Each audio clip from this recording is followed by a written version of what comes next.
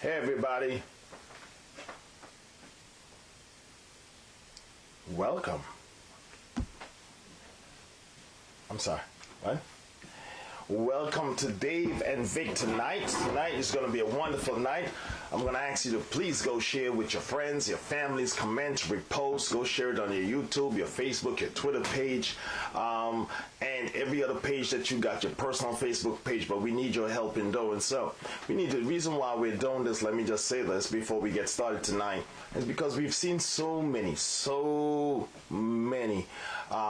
marriages across the world and across the United States of America that are especially, and I'm talking especially within the church, that are ending up in deep divorce. Just horrible, and I'm talking church people, just really bad divorce. And so while we receive calls, while I've received messages and texts about why you doing this, why you really pushing against the grain. I'm not really pushing against the grain. It's just because I believe in my heart and my soul heart, but God has asked me to do this in this season.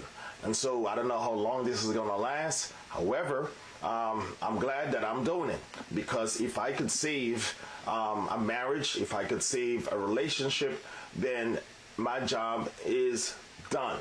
And so there's too many people and in the church and across our own families that are hurting. And so how long are we as the church, and let me just address the church right now, and the pastors and the ministers and the bishops and the apostles and all of the above, who is just going to hide behind that altar and pretend that the people in your church are safe, are happy. And so there's abuse that's happening in the church of all levels. And so I believe that I'm called to address those things. And even though, and like I said to the calls that I've received this week in emails and in texts, and mostly church people, let me just say this: I am over. I don't sit and beg at the altar of anyone's opinions. That's just not me. It's not going to happen.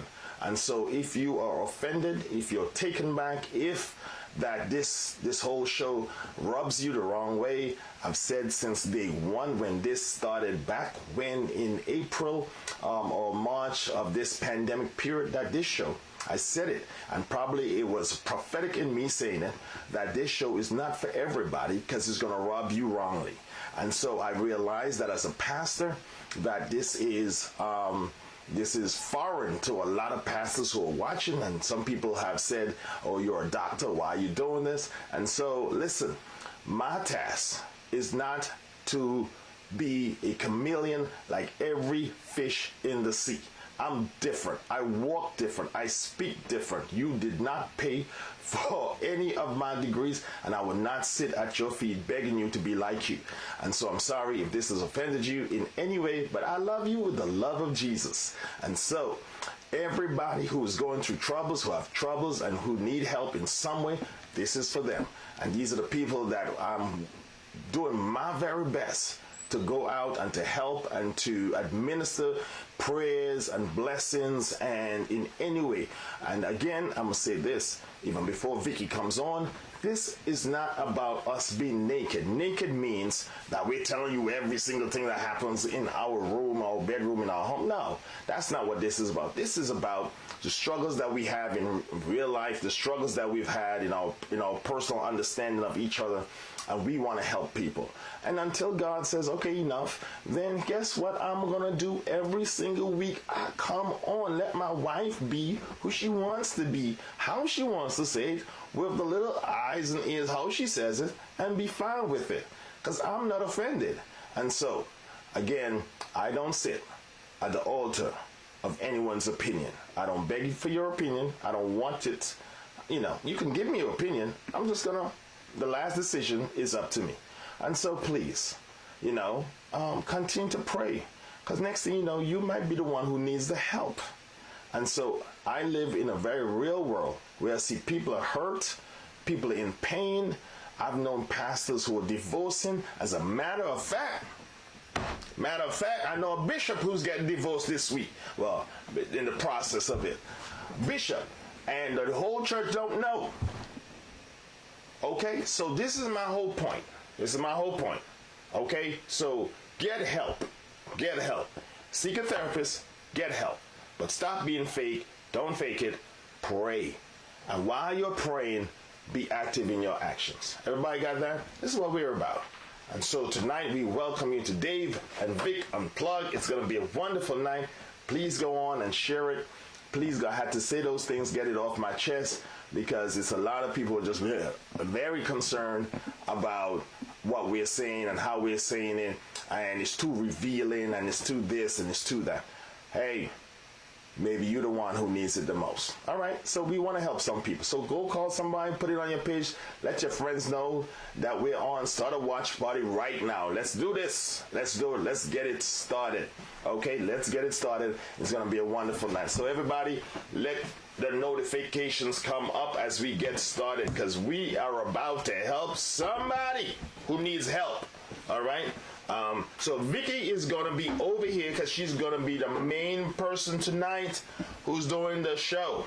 All right? Really? And I told you, didn't you say that? You say you wanted to start it off. And Good evening, everyone. You're going to need to get higher. Sure. Right. Yeah. Okay, here, sit on this. Thank you. I'm going to just get these new stools for you because I'm just real short. I'm vertically challenged. Right. All right. Now, I want you to... Oh, beautiful. Much more. All right. All right. So we're on, and as usual, Happy Tuesday. Since Vicky usually starts off praying, I need to pray for myself tonight. Yes. Because I don't know what the world she going to be talking about. Somebody got your feathers. All right. And so you got my feathers ruffled. All right. So y'all pray for me, because we might just have World War II. Again, I'm going to say this. Thanks for joining. Ken started already. Ken started with Delphina. That's right, Ken. All right, so again, let me just say this. For everybody who this show offends, it's okay, guys. It's okay. You can, go watch Lifetime, and good luck on what's happening in your life.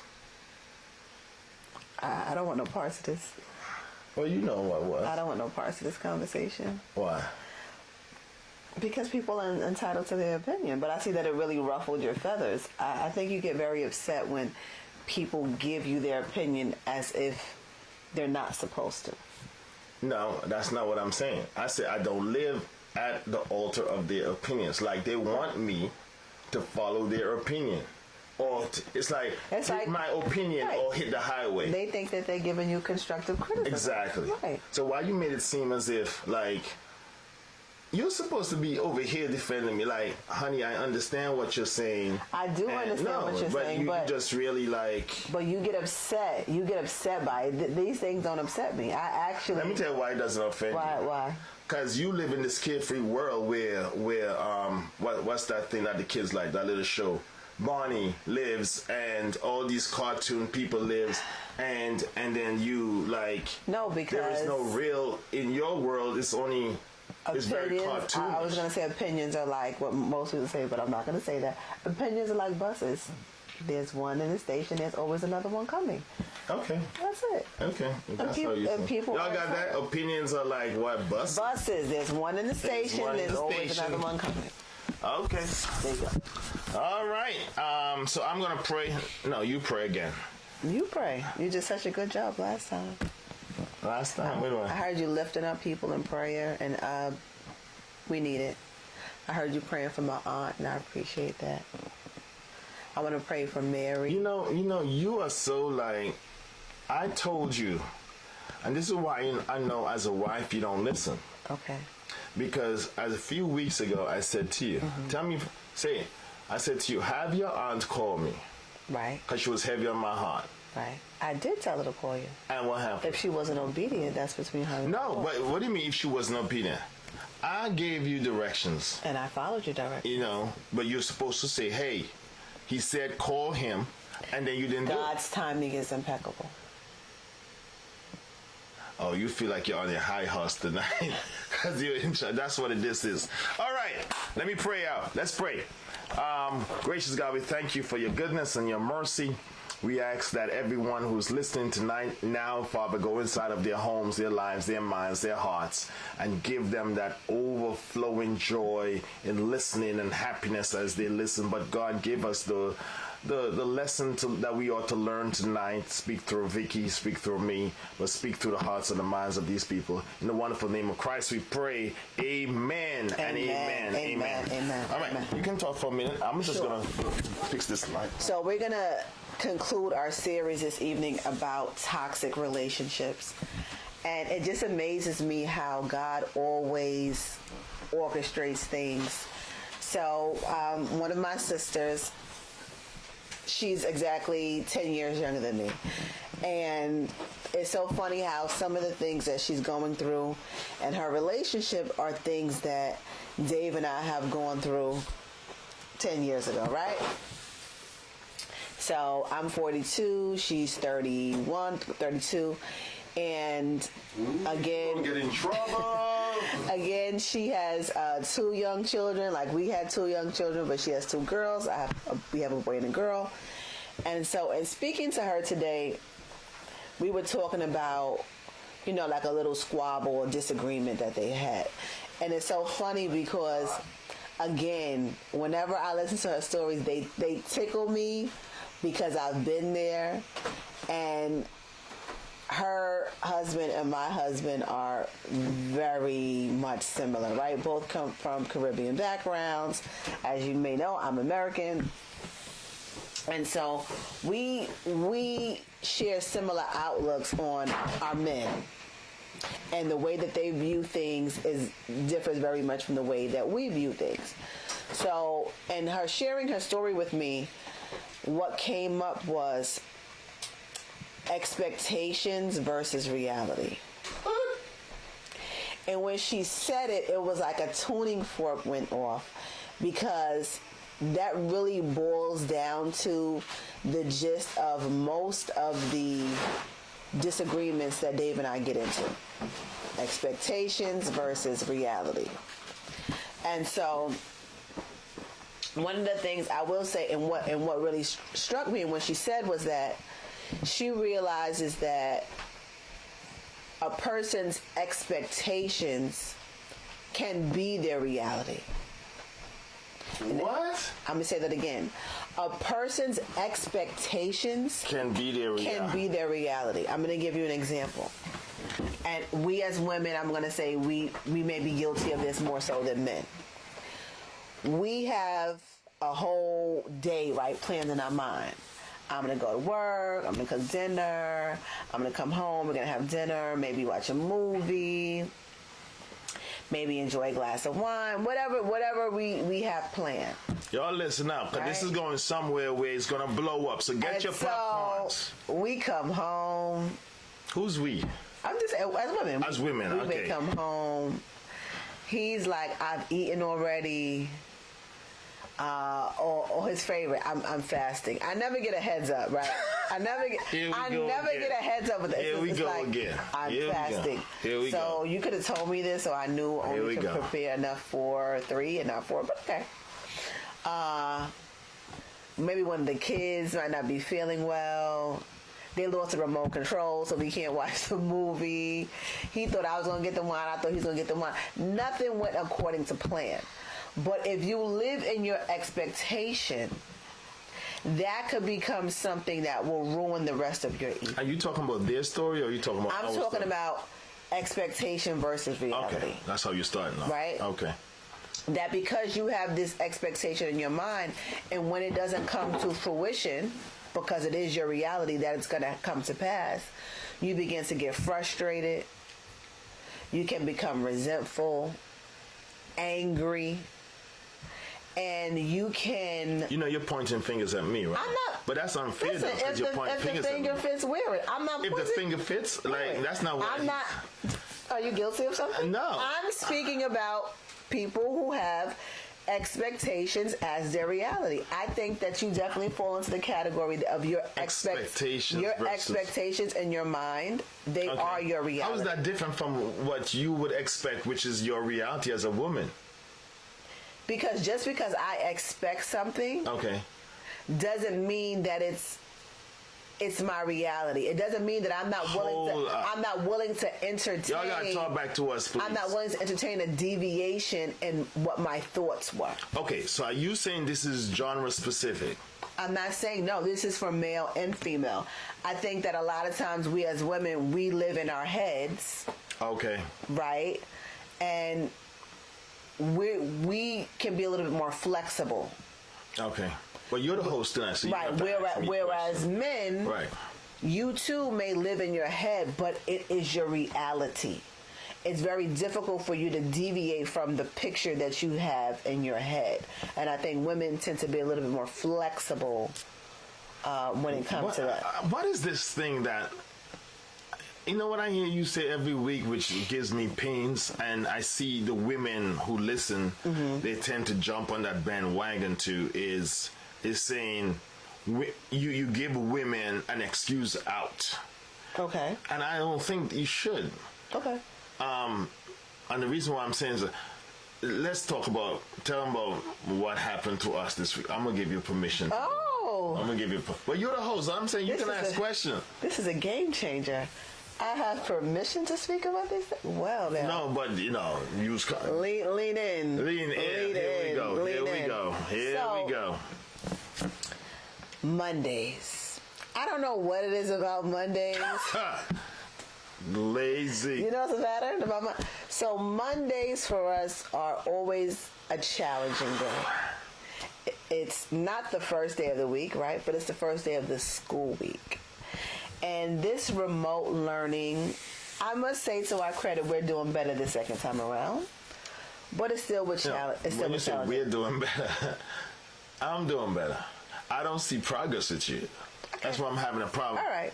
Come on, y'all talk back. So with that being said, yeah.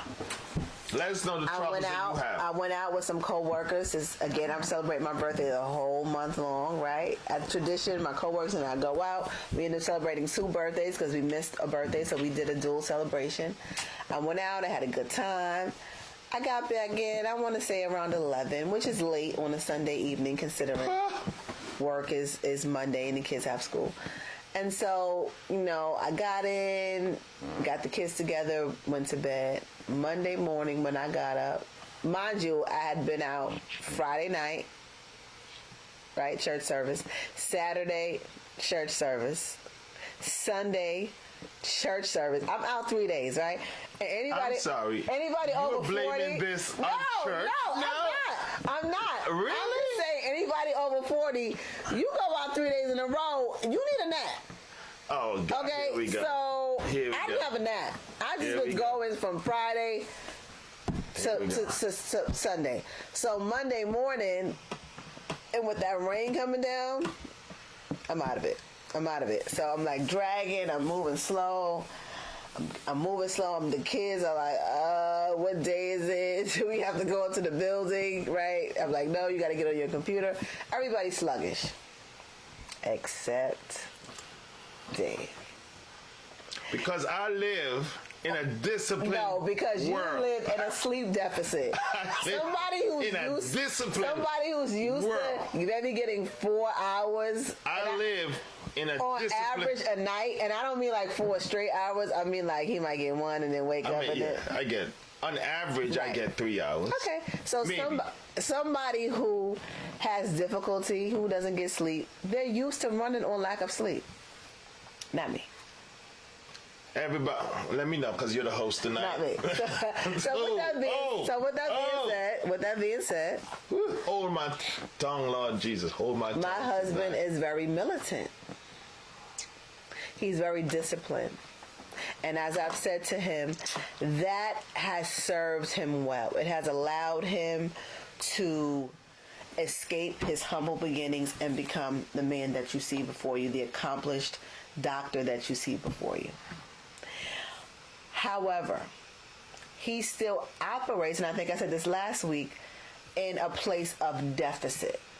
He still operates in a place of what could go wrong. And he tries to eliminate any obstacles for him to not be successful. And in this case, our children to not be successful. And while that is a great attribute, his exacting and militant style can be off-putting to someone like me who has more of a laissez-faire attitude, right? No time for that.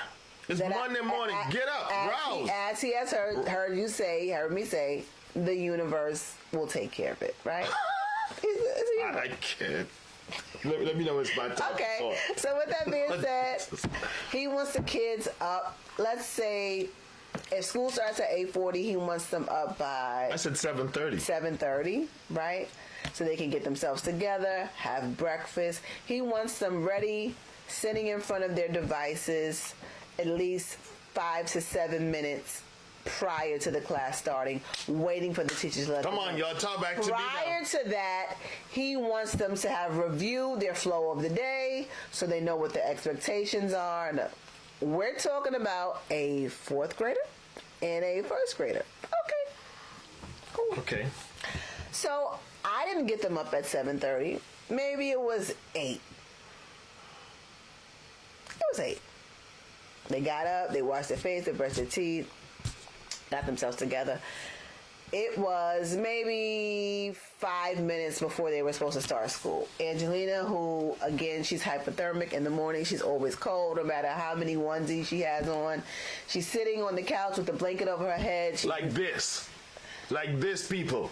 Like blanket over the head. All right, Miss Vanya Shepherd, I see you. Shout out to PS11. Like that. So she's like... I was not having it. She's falling in and out of sleep. Before she did that, we both reviewed her Google Classroom to see the flow of the day. He comes in like a bull in a china shop, slamming the door open. What is going on here?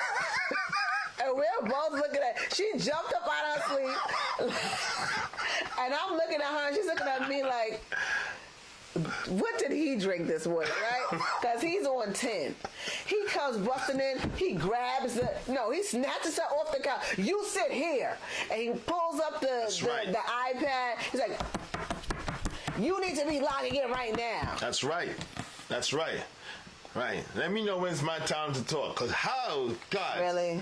God. Really? Yes. So then he's screaming, you are enabling her. She's not supposed to be sleeping. Come on, y'all, talk back to me. She's not supposed to be sleeping. You didn't make sure that she reviewed her. And I'm like, okay, I did. We reviewed it. She fell asleep again. But again, I was on top of it. I was in the room with her. I was monitoring the situation. That's not the point. If she had been up at 7:30, she would have had time. I just told you. I went to this bed is exactly how she said after 11 o'clock. Yeah. I had been out 3 days in a row. Mother is tired. So I wasn't on my A game this morning. Never. That's exactly what I said. We already established who's better at morning routines. That will be you. So again, it's no 50-50. Are you a vampire that you're better at a night routine or something? Yes, I am. Well, I function better at night. Who functions? You know you're right. I do most of my cleaning at night. Yes.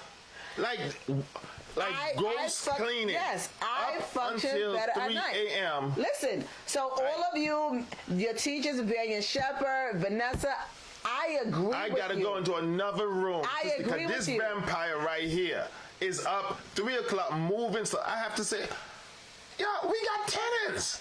Like, who is moving furniture like they're crazy at midnight, at 1 in the morning? I agree with all of you that said he's right. And after we went back and forth. Oh, it got hot. It got hot, right? It got hot. To the point where Fire. Anthony stood up like, would you guys stop?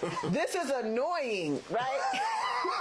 Because now we're interrupting his class time, right? So, he's right. And I told him after he apologized, I agree. Oh, you jumped all the way there? That I agree with you. And 99.5, because I would never give him 9. He's right. It's not the message, it's the messenger. It's the delivery. She's using my Sunday sermon. It's the delivery. She's using my Sunday sermon on me. I can't hear you. I can't receive your message when you're on 10 and you're yelling. if you want to get the desired outcome, you got to deliver the message in love. The person has to feel like the criticism is constructive and not just criticism. Oh no, I can't. Which again, he comes from the school of headmasters. And what were you? Headmasters, really? Yeah. Headmasters. And I was a head boy. Yeah. And a head boy. You know what a head boy is? A snitch. No. A head boy is a snitch that is employed in the service of the headmaster all my or Caribbean principal people who's watching this, I apologize. To tell on other people. You know what a head boy is? A head boy is a house Negro. It's a house slave. They tell on other. You know what? You trying to call me Samuel Jackson Vicky, from... she was trying to read, Massa. From she ain't heard from me. Django? That's what he is. You Django. Oh! No, you're not Django. You Samuel Jackson. Oh! He's the reason why slaves wasn't freed 100 years earlier, because he told. Oh! He told on that Turner. Yes, you a snitch. Oh! Oh! So to talk about toxic, bring it back to toxic. Oh my God! Oh my Thank you. God! Thank you, Miss Bayer Servant. Thank you, Neza. Yes. Oh my God. Thank you, Caribbean people coming in for me. Thank you for saving me. We got head girls and head boys. I say all of that to say, talking about toxic relationships. Thank you, This Neza. has been an ongoing argument between us. My husband has a brilliant mind. His discipline level, I wish I had some of it. His I's and his T's are dotted and crossed. I would never take that away from him. But my issue with him is that he becomes angry, nasty, and can be rude when, get back to his expectations, do not become his reality. So that's the perspective and yes. Toxicity that you're referring to. Yes. Okay. Can I talk? Please. It's total opposites. Okay. At 11 o'clock, she was still at her mom's house. Yes, Vicky. Okay, go ahead, man. She was still at her mom. I sent her a text. Young lady, you're an old woman now. You need to be home. The kids, I had to remind her. The kids have school tomorrow morning. At 11 o'clock. I had to remind her. Y'all hear my tone? Now, every time my wife knows, I get very disconcerted because... Oh, here we go. Because there was hardly any parking on the block. So I would give up my parking and go outside and stay in her car until 2 hours later. Y'all hear me? I'm an older man. I'm not geriatric, but I'm an older man. Yeah. I am looking to just have a good night's sleep because unlike my wife could go to the beach and sleep on the sand. Me, I have to look around the entire space with nothing. Like just put her head down on a rock and that hard rock becomes a towel. Like me on the other hand, I told my wife, being a former police officer, having to raise myself for 10 years as a narcotic police officer every single night on the streets, I had to be aware. So it's hard for me to sleep at night to get out of that still. However, if you do the right thing will happen. Everybody agree with me? Talk back to me now. So if your husband is waking you up, let me go back a day before. She refused to get up early. Maybe I was like Thursday. I had to leave the house. Oh, it's Friday morning. I had to leave the house for a funeral. Watch this. I'm coming now. I'm screaming upstairs. Vicky! Vicky! I gotta go! Bang, 0. I sent a text to her. I gotta go. We live in the same house. She texts me back. Oh, why couldn't you walk upstairs and come and wake me? A grown woman? Was I in the West Wing? Listen. Did you have to take the golf court to come? In my head, it's after a certain time. You need to be up. Okay? Because it's a work day. It's a work. And this whole COVID environment is spoiling a whole lot of people because they can hide behind the camera and be lazy and put it on Zoom and they get an extra nap because they don't. I gave you a time. All right. I gave you a time. So let me fast forward to Monday morning. Monday morning, I'm like, oh no. I'm looking at the time. I'm up. Can I tell you, I'm on 9 right now. I did breakfast. Breakfast looks lovely. Eggs in one place. The pancakes is another. The sausage was looking, mwah. I don't even eat sausage, but it was beautiful. The pancakes was beautiful. Everything Somebody give him an award. Okay, it was beautiful. I rated beautiful. I'm looking at the time. They had to be in class by 8:40. Them Negroes is still sleeping on the plantation like ain't nothing happening on the farm today. I was like, oh no, no, y'all gotta work. I'm called, hey, it's 7:50. She walks down the stairs like ain't nothing happening. Like ain't nothing happening. You said class out at 8:40. It's 7:50. Are y'all hearing this? Angelina is on the couch. Angelina is like 9 years old who likes to take advantage of everything. I said the principal says she doesn't want to see anybody in the camera in pajamas, and this little child has a blanket over her head in pajamas with her mouth wide open and has no clue where to start. I know my wife.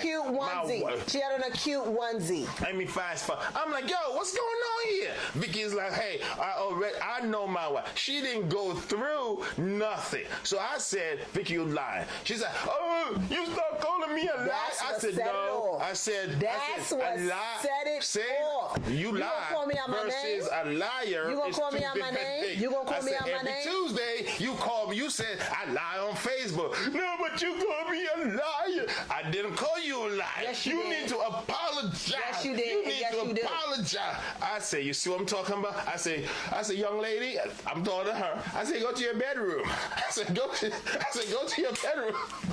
That's the joy, the giddiness in your voice right now. Because I said, you sound like you have many years ago. I said, yeah. Shame on you. Shame on you. I said, the reason why I said, young lady, go to your bedroom, because I was trying to show her that many years, like when 10 years ago, when we first got married, Vicky had a habit. She would get upset when I gave a correction. We come into the perspective and the toxicity.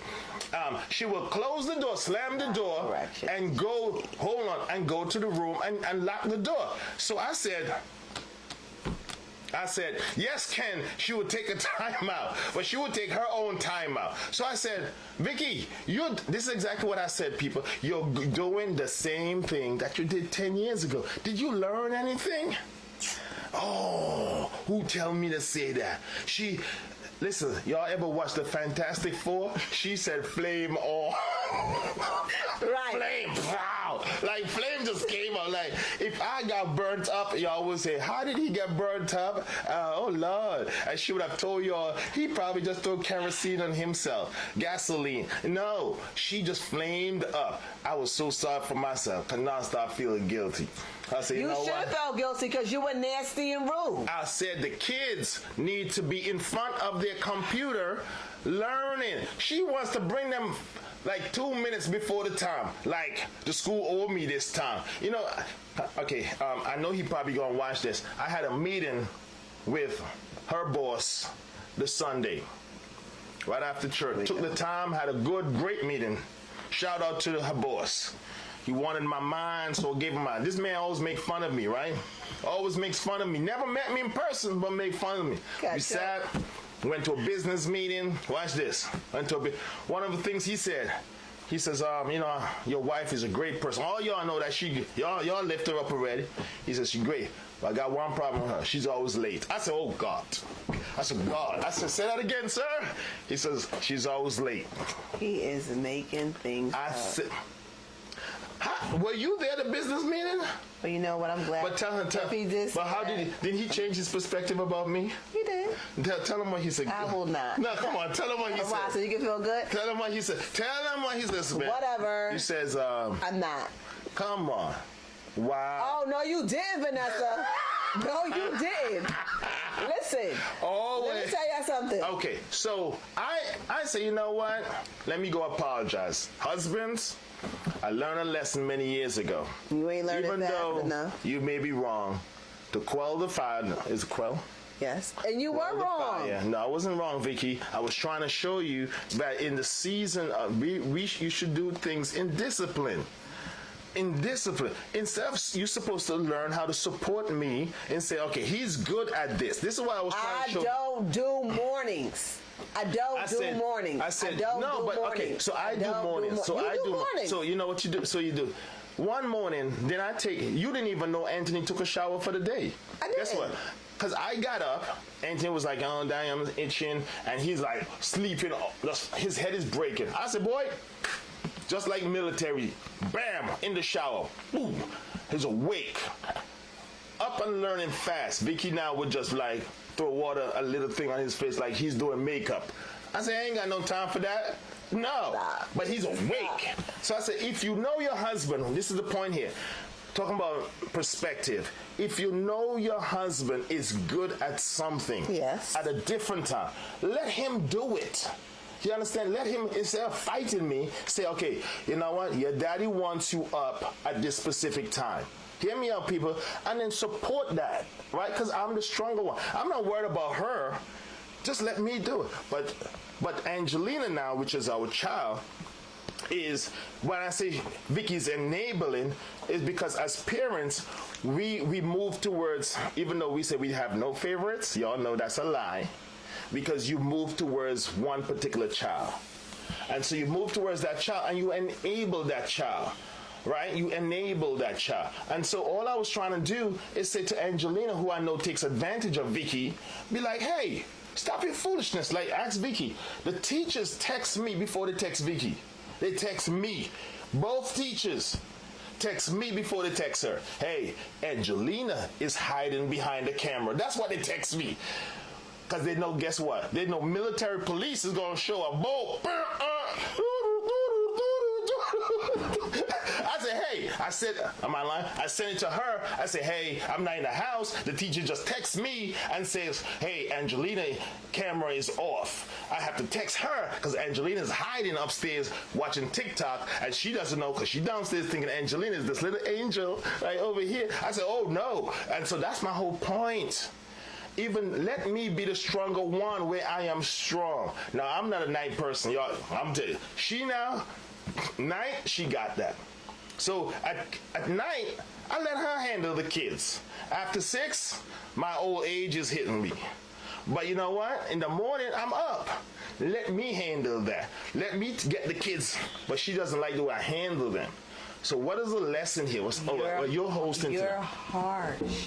That's why Angelina does not receive you. The same reason why I don't receive you. You're harsh. You have to learn different temperaments for different people.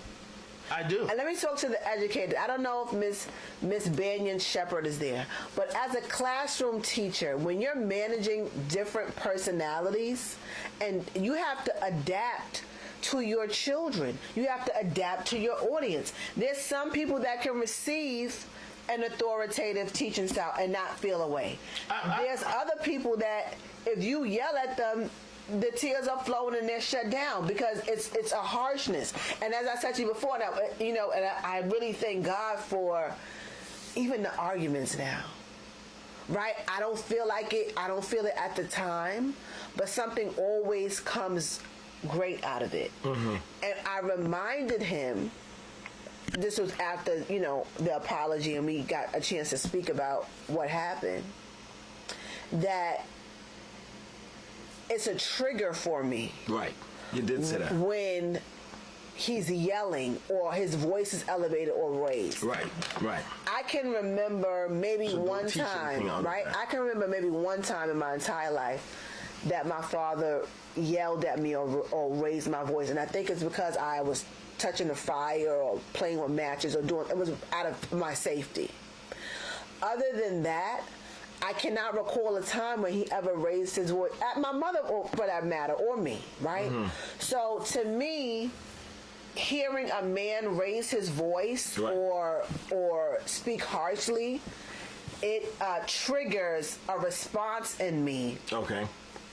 Of one of anxiety, one of sadness, and one of hurt. That's very interesting. Okay, is it Keisha? She said, can he be flexible though? But I'm gonna come to it real quickly. He's getting better at being flexible. I am very flexible. I am very flexible. He's getting better. He's getting better. I am very at flexible. being flexible. But something that you said, and then one of the things that, so she said, oh, you know, when you scream at me, it triggers me to get upset.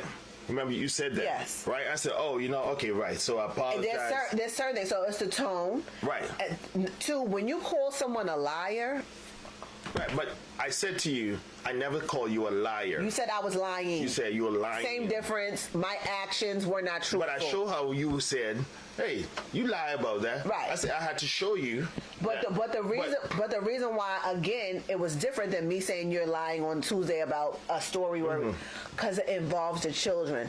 And again, I don't know if mothering naturally comes with the mother's guilt. When the person, if anybody even insinuates that you're a bad mother or you're doing a disservice to your child, you go in defense mode. It cuts even deeper when the person you created the child with doesn't think that you're up to par.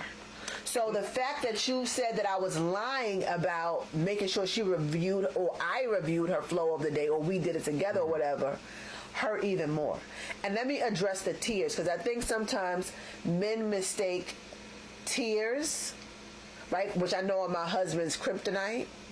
So I say a normal, sane person, because I still think, you know, he's touched and not by an angel.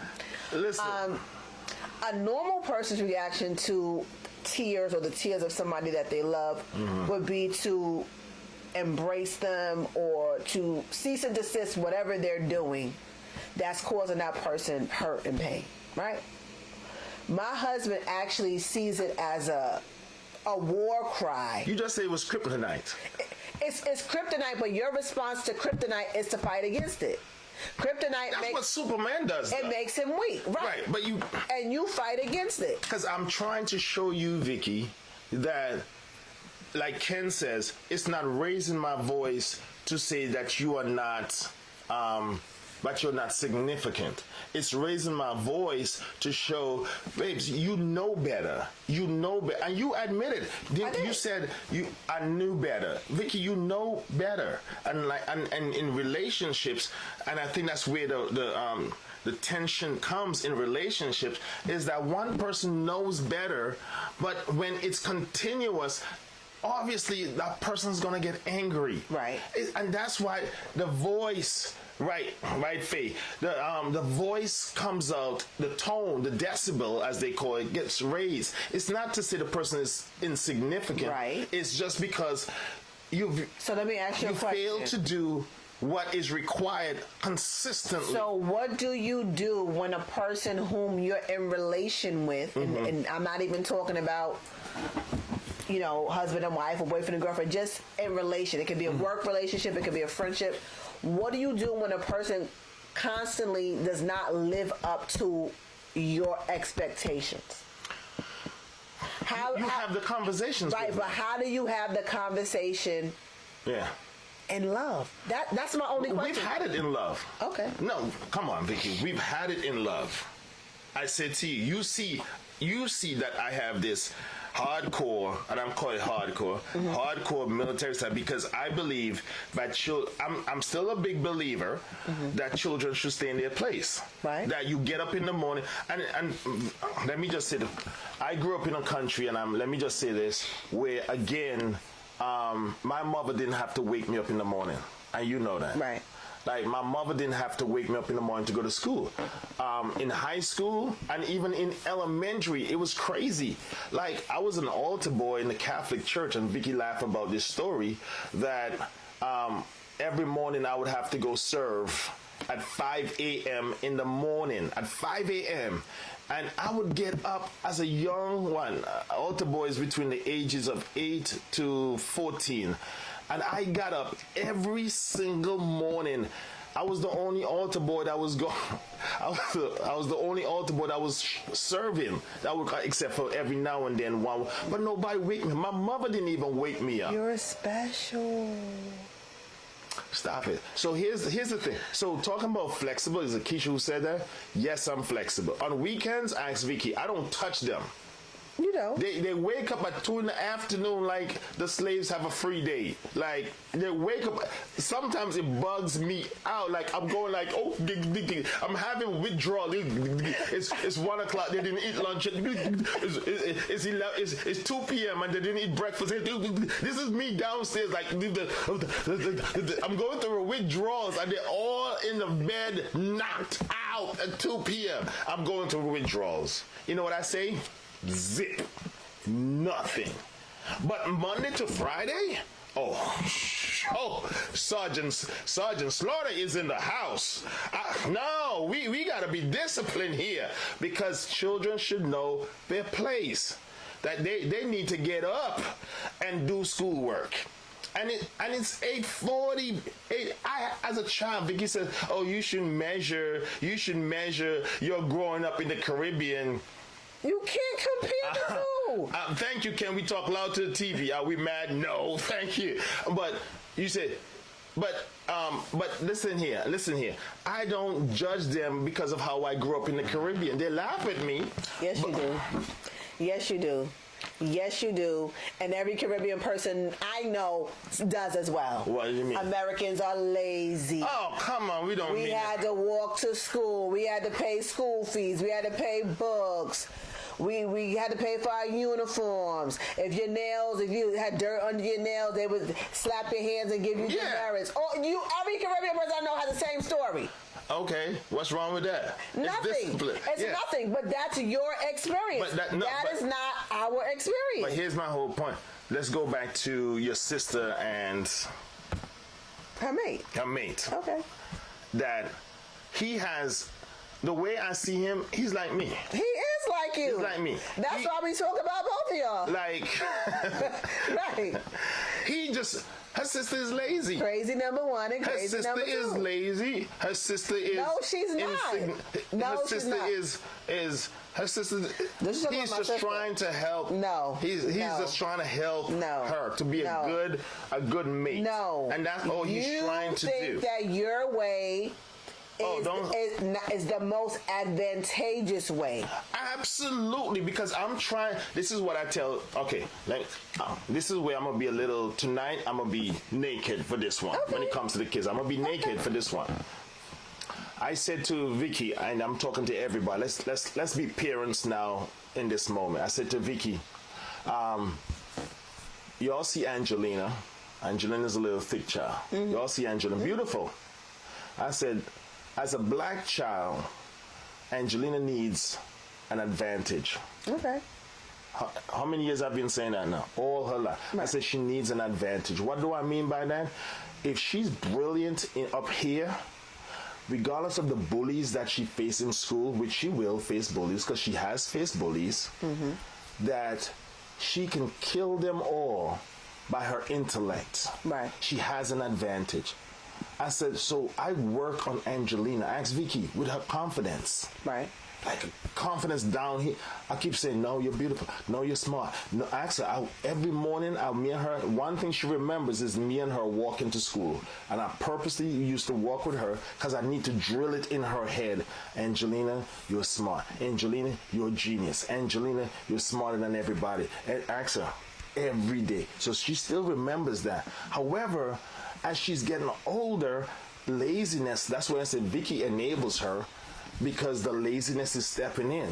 So our kids as black kids needs to have An advantage. What was I grew up very poor in Antigua. Very, like, poor was running away from me. That's how poor I was. But guess what? I had an advantage. My mother always said, Dave, never leave the house looking dirty. Never leave the house. So you never knew I was poor. Secondly, my mother always tell me, work hard. I was always working. So nobody ever said, hey, I was begging. Ask Vicky, one of my biggest weakness is telling somebody I want something. Right. I wouldn't even tell Vicky I want something. You understand? Vicky would have to say, you want something? Like, because it's one of my because I'm always working, I'm always trying, I'm always hungry. And so our kids, hello everybody who's watching, what I'm trying to say, yes, it's perspective, but when we have to scream at them sometimes, get your donkey, y'all know what I'm talking about, get your thing in place. Like one teacher in schools told me, get your priorities together, Mr. Allen. And I was, 15? And she screamed at me because I was the head boy, doing stupid things that didn't mean nothing, helping the headmaster, we call him headmaster, of the principal of the school, taking care of the canteen. But she was like, you got studies to do, and you're doing that foolish. Our kids have to have an advantage. And if our kids don't have an advantage, what are we giving them? What? Just, okay, go through the motions of going to school and then end up in a relationship and go through the motions of that? No, we need to give that. That's all I'm trying to tell Vicky. But, okay, yes, my method could be, but sometimes, as one Pakisha said, I say, okay, I came off too hard. I know when to apologize. I have no problem to apologize. That's what happened Monday. I apologize. You know what I said to her? You would never come to me first and apologize. She ain't doing it. Why do you have to even go there? It's how you said to me, and I agree with you, this would have never happened if we would have stuck to... that's good. Right. That's good. You said this, we would have never been in this place had I got them up at 7:30 and followed what we discussed. I agree. Y'all heard? I agree with you. If you do the right thing in relationships, guess what's not going to be there? The toxicity. I agree. It's not going to be... It's hardly going to be any arguments. I agree. If you do the right thing and know when to apologize, know when you're wrong. Let's put ego aside, because sometimes we trip on ego. I apologize. I realize I came off a little too hard. But my whole point is, if you do the right thing, right? If you do the right thing at first, get up early and say, Dave, I'm tired. I say it's conversation, communication. Say, baby, I'm tired. I can't do it today. Can you help me out? Guess what I would do? You tell them what I'll do. That would involve me opening Superman my eyes would jump and in. having a conversation with you. Tired people don't get up in pregame. That's why they're tired. Who does that? You know what? I'm tired, but let me get up and just set it up. If I had the strength to do all of that, then they would have been up at 7:30 and I would have been up at 7:30. What do you do in the time of disappointment? What do you do when the person is staring you in their face and they haven't done what they said they were going to do? That's my point. I need y'all to talk back to me. You know you came across harsh, and I'm great that you had the afterthought to apologize. I appreciate it. But how about we don't react that way in the first place? You know what I think your sister and her mate problem is? Our problem. It's the same. It's the same. Don't isolate them. What's our problem? Our problem is that you don't know how to communicate properly. You have to, in relationships, you have to learn to pick up the slack. You know what my communication was? Oh, here we go. I went to bed after 11:30. You hear that? You what you thought was going to happen on Monday? Hallelujah. You've been married to me for 10 years and we dated long before that. What you thought was going to happen on Monday if I went to bed after 11:30? Get your butt up. And I had went out 3 days in a row. What you thought was going to happen? You thought I was going to be up at 7:30 ready to go? I'm not you. Vicky. I'm not you. You know what I don't get? We went to the same amount of service. I applaud you. Listen, Bible boy. You've been doing this since you was 15. You can stay in an 8-hour service with no food or drink. I'm not built that way. Shando, I don't have that muscle. I need bathroom breaks. And you got to give me some snacks in between offering and the word. I'm a human being. All your little God praise be to Jesus, because we need y'all. But for the rest of us, I need breaks. Thank you, Jermaine. Jermaine said communication is important. Set realistic expectations. Right. So we're talking about expectations being. Is it reality? Is that what you're saying? What I'm saying is the reality is I was tired. The reality is he knows Mondays are not the best for me. The Vicky, reality is no day of the week is good for you. Vicky, listen, no. That's true. Pack her a lunch. Listen, no day is good for Vicky. Listen. Zero. Listen, Vicky, tell the truth. Tell the truth. You just called me Baba Boy. I see that. Everybody start calling me Baba Boy. Hey, Baba Boy. Listen. Slash faster. I'm not a morning person, but no day. Right, there's no day. Every week. Right? Listen, I'm going to be honest with you. I get up because I have to. I'm not a morning person. I'm not. How do you say that? It's the truth. You know what I said when she My perfect hours would be 10 to 6. If I could work from 10 to 6, those are perfect hours. That would give me time to work out, time to prepare a nice breakfast, meditate, get into work, do my routine. She's a grown woman. I don't like mornings. She's a grown I'm not a morning person. I'm not a morning person. You're a grown woman. You need grown people. You are not in Barney's play yard still. Get out of Barney's play yard. Barney died many years ago. Stop playing with Barney. You know what? I wish people would just speak to their truth. Oh, here we go. If you speak to your truth, you have a much more fulfilling, enriching life, okay? The truth is, here's my truth. I'm not a morning person. So what is your expectations? If you're not a morning person, what is your expectations? So my expectation. Okay, this is her lesson tonight. She's in charge. Here's my expectation. Okay, ooh, let me hear this. On Monday mornings, I would appreciate, my expectation is that you not yell at the bottom of the stairs because you've come down to pray and get yourself together. That maybe you walk upstairs and you rouse me. Just rouse me. Or, because I've become conditioned in this remote environment, he will text me and blurry-eyed with one eye closed. I'm going to see the message that came through, and I'm going to get up. Right? And then, once I'm up, I'm going to get the kids together. When I'm up, I'm up. It's the getting up part. Once I'm up, I'm up. So if you know that we want to have a great success ratio and I'm challenged with mornings, just get me together. If you get me together, he thinks that he's enabling me. Hallelujah. I was waiting for that. He thinks that he's enabling me. I am. Because everybody, you know what she wants? At one point, tell the truth, at one point, I used to come upstairs and wake you up. No, he used to wake me up. He used to wake me up with a cup of tea. I used to wake her up with a cup of tea. Where that at? Where that at? Hold on. Until with freshly squeezed lemon. No, until she started saying, so I would be like, Vicky, today today's love making day. What day was that? Hold on, and then guess what? Where on the calendar was that? And then she say, geriatric, you tired today? And that was the whole thing. But here's my whole point. I used to just bring the tea up. You used to. And then you know what? And then right, he's slipping. And then you know what? Then I realized, hold up. This woman ain't waking up unless I wake her up.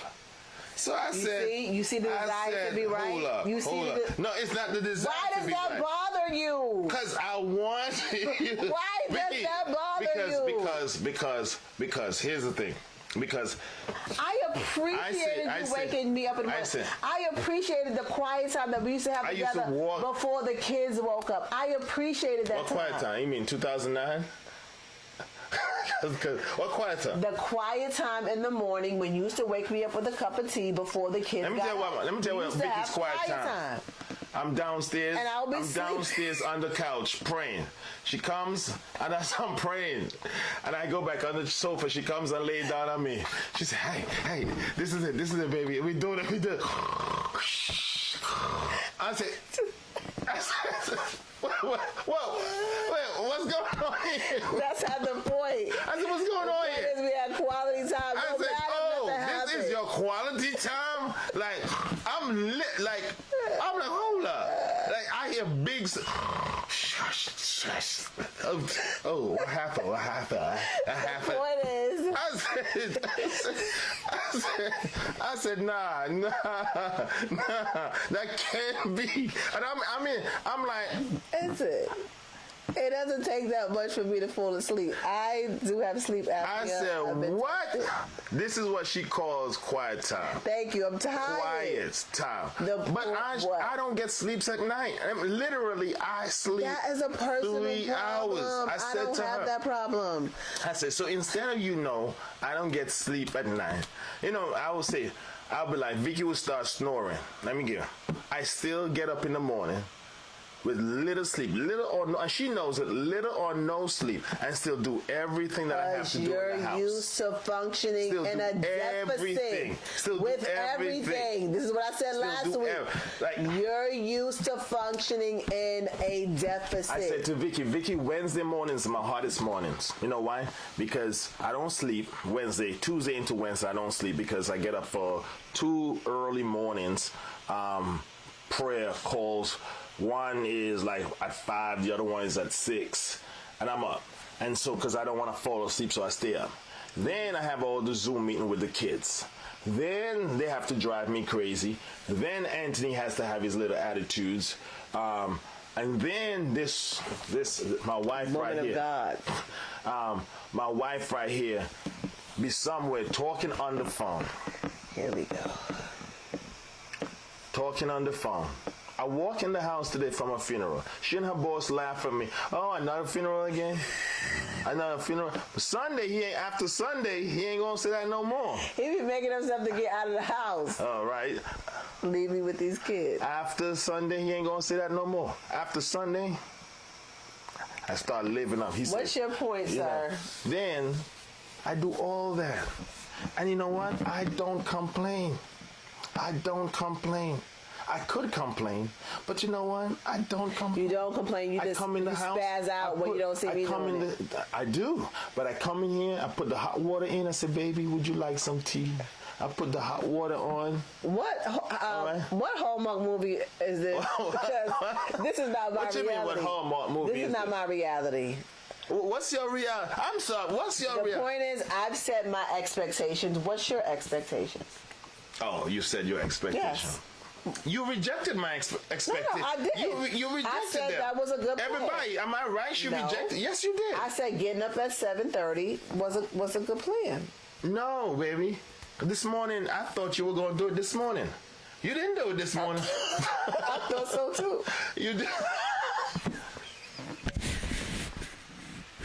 I thought so too.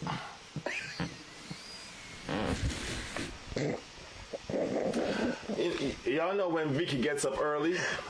Only on vacation days. That man was feeling so good. Thanksgiving and every holiday, she gets up 6 a.m. I never, to this day, I never understand it. How do you get up on a vacation day?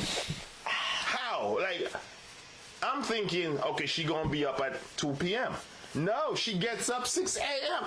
It's like she does the opposite, the reverse. Like, why you up? It's like a kid on Christmas morning. Like a kid on Christmas morning. Like, why you up? It's Columbus Day. It's Christmas Day. It's Thanksgiving. That's right. This Food is involved. That's right. I'm gonna be like, oh my gosh. I'm not going to I know her mom is watching. Already know. They say their Thanksgiving meal prayer at 9 p.m. No, it's going to be at 5 o'clock this year. Somebody informed that Jesus is coming or something. Listen. Never. I'm gonna say for the record. All right, so let's get the lesson in tonight. The lesson is, because you're teaching tonight. The lesson is know your mate's expectations, know your own. Mm-hmm. If you are falling short, communicate. And when you know better, you do better. And I can admit that I know better and that I didn't do better. I didn't put things in place to be successful on Monday morning, right? Even though I was tired, even though I'd gotten in late. So what I will do, and because it helps me too. I like getting up, being able to make up the bed. Like that brings me peace. Seeing the bed made up, after I've gotten out of it. Being able to have a nice breakfast. I do, as I said, miss that quiet time that we had before the kids woke up. So I am going to make my husband a promise that I will try my hardest to follow through with waking up at 7:30 and being better prepared. You see, I can't win. I can't win. Listen, I'm going to try my hardest to organize myself better at night, since I am up late at night, right? I am up. you remember when you used to work for Transit? When was this? Oh, the school. Yeah, I thought you meant the organization. No, the Yes, school. She used to work for this school called, what is it called? Transit Tech. Transit Tech. Here we go. And Vicky used to get up. She used to make the plans the night before. Right. Now imagine it. She used to make the plans the night before. And I used to get upset. You know why? You see, he laughed, right? You see? I used to get upset because she said, for what time you had to be at work for in the morning? I think 8 o'clock. 8 o'clock. And she would say, oh, Dave, I got to get up at 5:30 in the morning. I said, 5:30 to go with? Transit Tech, which was just like literally 15 minutes. I like to take my time. Do y'all know that Vicky would say to me, the reason why I laugh, and those who are looking and saying, why he laugh? Because he's mean. Let me tell you why. Is that 8 o'clock she just said? Vicky used to arrive at the school at 7:59. No. 7:59. No. At 8:19. Can you say I have a 20 minutes leeway? It was 8:05. I had 8:05. She had a 5 minutes grace. 8:04. I just made it to the parking lot. Hallelujah. Ain't God good? And I used to be like this. Ask her. I used to be on the phone. Vicky. What? It's 8:05. But let me say this. And You ain't getting And this is the part that he used to hate. You know when I left? Never on time. Never. No, I'm not talking about home. I never left the school. I lived at the school. I lived there. So as much as I got there in my grace, trust me, they got their money's worth. I stayed over and beyond. He's like, that's not the point. That's not the point. You got to be there on time. You got to be there. Vanessa, thank you, Bible boy. Now. So I said but that still defeats the purpose. You got to be there at a specific time. And so the reason why I laugh is because I'm not. Everybody has an Achilles. That's not your Achilles. You have trained behavior, and you have to unlearn it now. You're because right. some people, here's where the toxic comes into their lives and into their perspective in relationships. Don't miss it. It's because they have learned certain behaviors, and unless they unlearn it and begin to relearn a new one, right, it's not going to happen. True. And so you have to now. When I went to preach for Dr. Edwards the other day, he says, I said, Dr. Edwards, you're what is he? Psychotherapist. I said, I've been researching something for the longest time. I said, how long? They say it takes 40 days for a new behavior to start. Right. He says, no. He says, literally, it's doing something 19 times. Everybody got that? It's doing something 19. He says, every time you do something, you want to start a new behavior, do it 19 times consecutively. Got so that? Telling me that for 19 days in a row. Absolutely. Excluding the weekend. So y'all hear this now? So I got to be ready for Princess, so you got to do this for 19 days consecutively. What's my first day tomorrow? I don't know. You make that decision. You grown. You understand? Like, in relationships. Y'all hold me accountable. Y'all going to be my accountability partners. Because he going to tell it if I messed up. He going to tell it. I'm going to tell it for sure. All right. And why would you make that public? Because, I'm going to get my journal and my camera. That's okay. I say, I'm going to start do. I'm going to keep a camera in the room where she does most of her stuff. I make y'all see it. Like serious, it will blow your mind. Okay. It will blow your mind. Like, what I heard was challenge. 19 days. Bring it. Bring it. You have to. It's not 19 days. You have to do something 19 times In a row. consecutively. Okay. So you can start with the first 5 days and say, okay, I'm gonna skip the weekends. But then you jump to Monday, Tuesday, Wednesday. So that gives you 10. You just got to keep going. Can you do that? 3? Can you do it? Yes, I can. You know. Yes, I can. If God would judge Put us some money where your mouth is. you see now, and this is the only, and this is Put bad too. some This is money bad. where your mouth is. That's Give bad. me an incentive. Because honestly, that's the only time she gets motivated to do something. This got to be involved. If money is involved, If it don't make... if money is involved, Vicky mind would just. Vicky is like a Christian hardcore gambler. Like she just if money is involved, her mind just It don't make switch. money, it don't make sense. Like her mind just like all of a sudden it just. You shouldn't be first lady. You need to be first lady of I'm gambling. allergic to broke. Look, bitch. I'm allergic.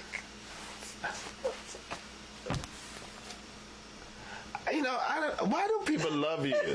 Because I tell the truth. Why do people love you? I say the things y'all think, but y'all don't want to say. I tell the truth. Money is a great motivator. It's not the only motivator, but it's a great motivator. All right. So let's review before we go because I got to be up at 7:30. Trust me, she can't help it. It's not gonna happen. It's gonna happen. It's not gonna happen. It's gonna happen. Vicky, Watch. let me tell you. You know what? You can't I'm help. gonna set both my alarms. That's like. And I'm gonna set the kids' alarms too. 7:30. Give me one of those animals that go to bed, that get up at night. Nocturnal. Nocturnal. An owl. You're a professional nocturnal animal. It's okay.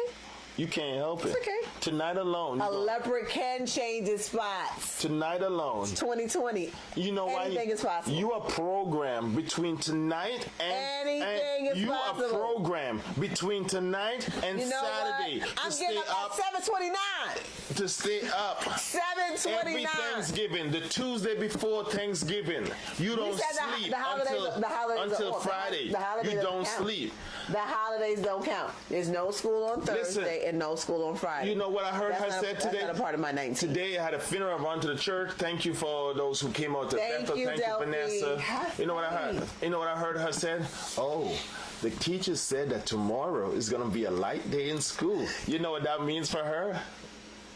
She gonna purposely get up early. Guess why? It's a light day. Light day. And guess what? From that time onwards, she don't sleep until Saturday. It's weird to me. Like, it's my wife, if she's traveling to another country or another state, she don't sleep the night before. I don't get this.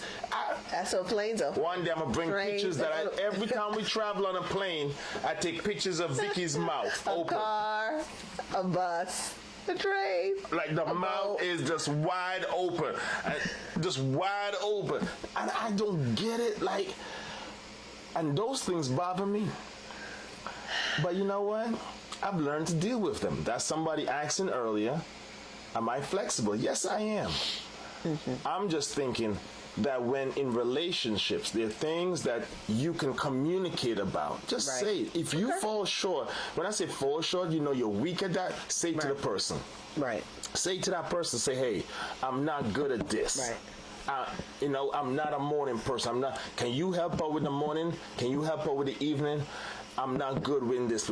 And that's where, when you don't communicate your weakness, nobody can see your strength. Ooh. Boom! Shando. That's true. That's true. That is true. Y'all got that? When you don't communicate your weakness, nobody can see your strength. That's true. And so you gotta say, hey, I tell Vicky all the time, I am weak when it comes to so many things. Family events. Pick one. Family events. Yes. I don't like crowds. I don't like family events. I don't those things I'm not good. But Vicky's excellent in meeting people. Right. And great Vicky. I'm a people person. Like, you automatically, Yeah. they fall in love with her. I love people. They have to warm up to me. True. And me, I have to trust them. Because she knows that. And the reason for that is, that's my weakness, because I've had too many people burn me. Mm-hmm. And she knows that. Listen, I don't know the reason why I'm not charcoal by now. Too many people. I think you are. You think I am? Exhibit A.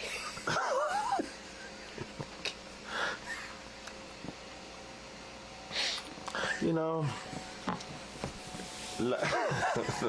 a good wife, in that moment, a good wife would say, but baby. That's right, Vera. Life begins at 2 p.m. I agree. Especially in daylight saving time. 2 p.m. You know, the sad thing about that's true. And so, I'm not good with those things. But she don't care. Vicky would talk to a devil. I'm like, hey, I know you're Satan himself. Oh, girl. Hey, Satan, you look wonderful today. You know what? Who you going to kill today? Say, death. Oh, death. Oh, my God. You know, the Bible talks about you, death. How many people you killed, death? And Vicky will hug him, death. Oh, death. Oh. Please release me. Vicky would. Me? I will see death and go, oh, God, let me go to the other side. Oh, no. And she knows. I've asked her. I've seen, but that bothers her too, because she'll be like, why didn't you warm up to her? And say, no, I feel something about that person. And later on, she will see what I'm saying. So I back away. And that's also another weakness of mine. And so that can cause tensions, and I said in one of these episodes already that one time Vicky was looking for relationships with other married couples. Right. And that was one of our problems where everybody I was going around people, it's not because I didn't want to. Right. But every one of those relationships we kept going around, I just kept seeing things that was just, what's a good word? It's true. That was toxic. It was toxic. No, that wasn't genuine. Let me say it wasn't genuine. But right. Vicky couldn't see it. As a matter of fact, she refused to see it. And I said, Vicky, I always see the glass as half full. But she saw, right. She saw the beautiful thing about them. And I was like, Vicky, be careful. That's not good. Thank you, Delphine. Be careful. And then later on, it would be in an apologetic conversation where she's like, Dad, you really saw that from the start. And it's not because I willfully saw it. It's because I just felt it, right? But that protects her too. It does. You see that? So the other thing out of this tonight is, first one is, speak of your weakness so others can see your strength. Second one is, learn how to protect that person that you're with. Protect them. Because like she said, that in conversations, cover them, which is great. Yeah. The other thing too is I'm learning what triggers her. Hey, Pastor Craig. Right? Hey, Craig. I'm learning to understand what triggers her. Yeah. And so now... And vice versa. So why she has... Well, she still... Because the other day she was cleaning up and my triggers... Oh, yeah. My triggers went off like... Because when my wife cleans, it's Iraq hit Baghdad. Like... Don't touch my stuff! Bomb on Baghdad. Like, when she cleans up. The whole... Oh. Like I said, Vicky calls me now and said, don't come home. I do. I'm grateful for that because she knows. Don't come home. I can't see it. But I made a mistake. I came home. See? And then you know what I did? I did a U-turn. Never said a word. I left. I said, I'm gone. That's your fault. I couldn't do it. And so learn to understand each other's triggers. And once you do that, you will see how there's no need for big discourse in relationships if you open up the avenues of communication and say, okay, this messes with me. Yeah. And hear them out. Don't just dismiss them. Hear them out. And I'm saying that from a real place because it took me years to listen to Vicky. Yeah. When it comes to the things that triggers her. Right. Because one of the biggest things in a relationship, which I thought I wasn't doing, was trying to change her to be this militant person too. Mm-hmm. She's just not. It's not going to happen. I had to come to a place of acceptance of that. Accept your there are things that some in your relationship that the person may have to throw up. You just reminded me of something. So I love Iyanla Van Zandt. He can't stand. He puts it up there with Oprah with the self-help, whatever. But I just remember watching one of her shows, and she asked of the couple. You know, she asked the man, she asked the woman. She said, if nothing was to change about him, and nothing was to change about her, could you stay with this person for the rest of your life? And I had to think about that, you know, in terms of my own relationship. And I think it was such, Dave used to always say, like, the taming of the shrew. Ooh. Right? Wow, you took this back. Yeah, I took it way back. Whoa. And he would say, you know, I'm going to tame you. I'm going to, because I was the shrew, right? That he was trying to mold me, like I said. And I think vice versa, too. Like, I'm a family person. He's not really into large groups. And I was trying to mold him. Like, my vision, talk about expectation, my vision was that of a husband that would sit around with my brothers and my father and maybe talk about the game and eat some wings and, you know, just be chill, right? And we go to the family functions and he'd be there and we'd be doing a two-step to, you know, electric slide or whatever it was playing. Ain't no stopping us now. And that's not what I got. Right? That's far from what I got. So I began to get very frustrated and again hurt, like, you don't want to spend time with me, or you're not into the things that I'm like. So he's like, no, I want to spend time with you, I just don't want to do that. Right. I'm just not interested in doing that. That's good. Ooh, that's good. And for a while I really took a stance like, well, if you don't want to do this, then that means you're really not into me. Right. She gave me an absolute ultimatum, right? And I would do things like I would just pack up the kids and leave. Which was crazy. And that's a trigger for him. Like, you gonna go with my kids and not let me know where you go. I was only going to my parents' house. He already knew he could find me. But the point that I didn't communicate. And you used to say that, which used to trigger me more. You know where I'm going. You know where I'm going. You know. Oh my God. Right, but the point that, you know, our expectations of each other begin to be a battleground. And it wasn't until we both respected our differences and that we came to the point where I can't change him and he can't change me. Right. We can influence each other for the good, right? Which is the goal.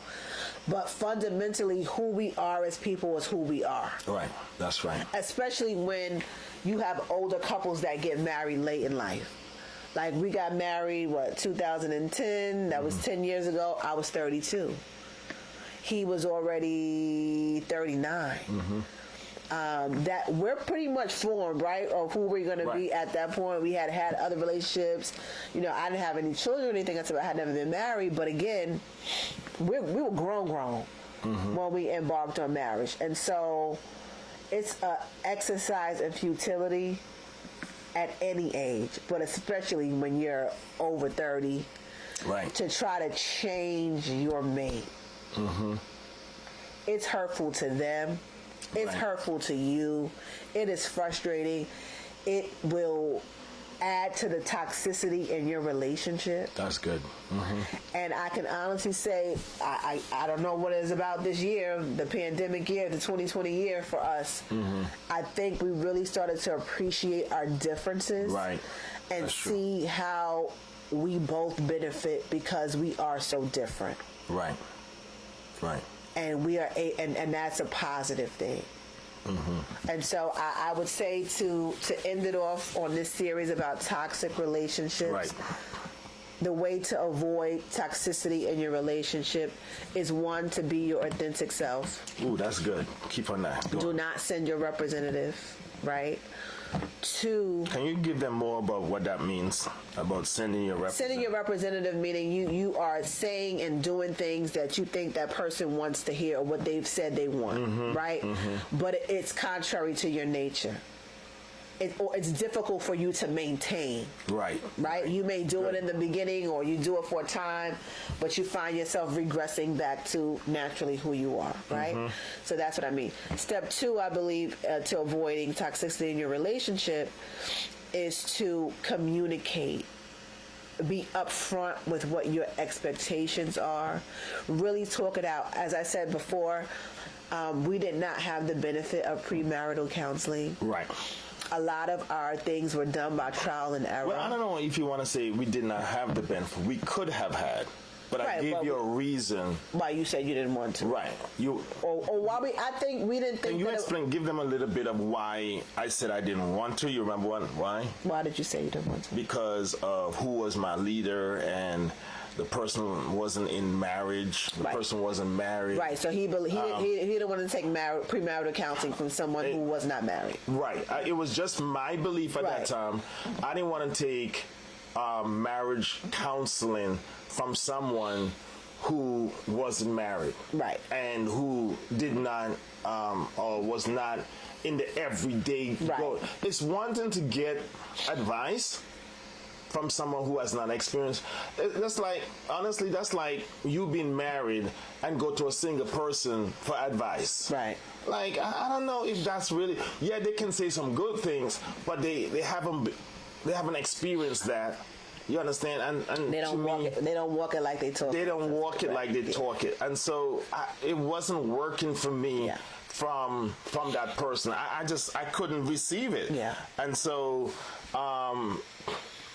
it just wasn't for me at that time. And so not to be a conflict, I didn't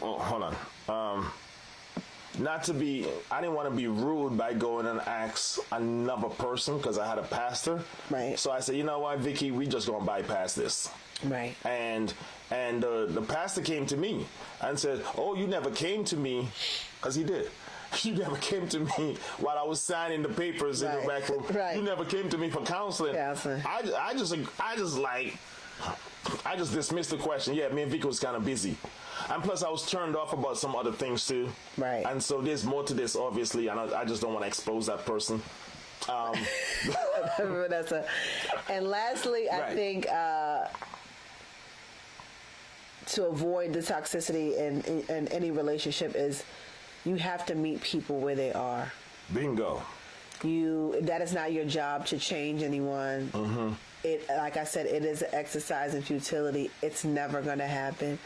Change comes from within. You have to want to change, right? You have to want to grow. You have to want to be better. Mm-hmm. And I think the best thing, and my husband is a walking example of the next. Mm-hmm. I'm here, but I'm here. Higher and higher, we go. Right. And he lives that. He breathes that. That's who he is. He's always about the next level, and to be in union with somebody like that can only motivate you to want to do better. Mm-hmm. Right. And I think in the beginning of our relationship, that's who I was for him. He shared the story about having my degrees on the wall and how, I was content with who he was, but he wasn't content who I was. With who he was. Right. And that's so good. Seeing my degrees on the wall, even though that was not me bragging or being boastful. Right. You never bragged. Right. It spoke to him like, I got to step my game up. Because this is who she is. I didn't want Vicky to feel as if she married down. Right. That's a good way of putting it, right? I just didn't want to. I mean, Vicky's beautiful. She's smart.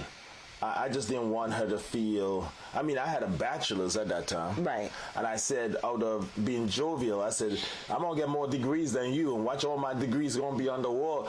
But I learned something out of that. I'm glad she had...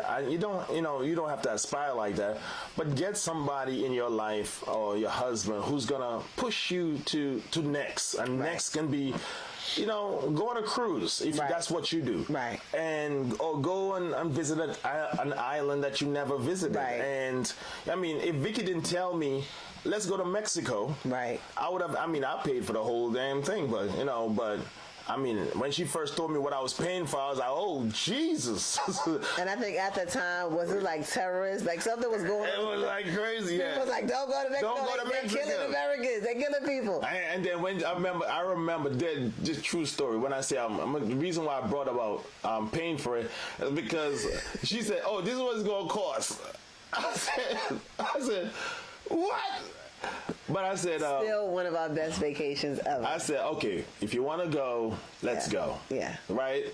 And still, I would never regret going there. Yeah. And so get somebody who's going to continually give you life. One of the things I love about Vicky is that every single, Vicky would come downstairs every morning and I would be listening to these personal development recordings. Right. I have a whole library full of them. Right. And so every morning I'll put in a different one. But there was a time back in maybe, 2008 when I used to listen to Jim Rohn. Mm-hmm. No, it was 2011. And I used to listen to this guy by the name of Jim Rohn, Jimrohn, and yes. he's one of the architects of it, Yeah. And Vicky used to quote his lines, like, because I would be playing it, and then I remember, that time I was developing my skill, my real preaching skill. Right. And I would go preach, and Vicky was like, so you really had to quote a Jim Rohn line? That's right.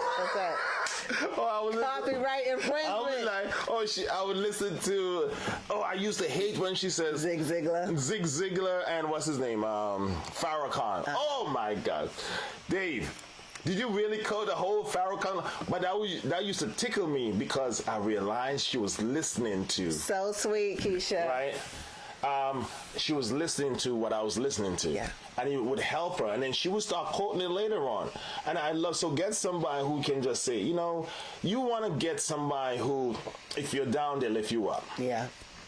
Like, you don't want both be down. Yeah. Get somebody who can say, hey, you don't need get somebody who can just really pull you up or you pull them up when that's necessary.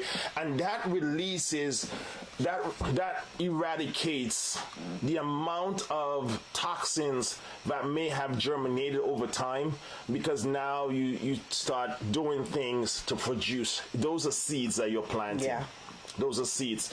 Today when I was doing a funeral, they were married for 61 years. Wow. 61 years. And the wife was crying. Beautiful woman. Those pictures of her when they were younger, immaculate beauty. And you should hear how she's talking about him like he was her life. Like how he would, when the days when she was sad, and then he's 75. She's a little older. And he died in her arms. Wow. Died in her arms. Oh, that's heartbreaking. And she says that, when they first saw each other, she looked at him and she just realized that's the person she want to marry. That's beautiful. And that's who. I said that too after I was stalked. But that's what you said too. After I was stalked. You said that. You see this old school corny? You see this right here?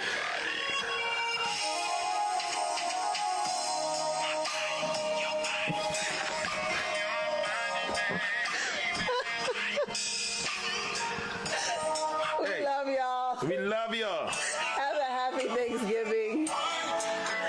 Vanessa, I'm going to text you at 7:29 so you know I made it. Okay? Door number 2. We love you. We love you. We love y'all. Thank you again for joining us. Happy Thanksgiving. And a safe Thanksgiving. Have Do a not safe, get caught out there. Wear your mask.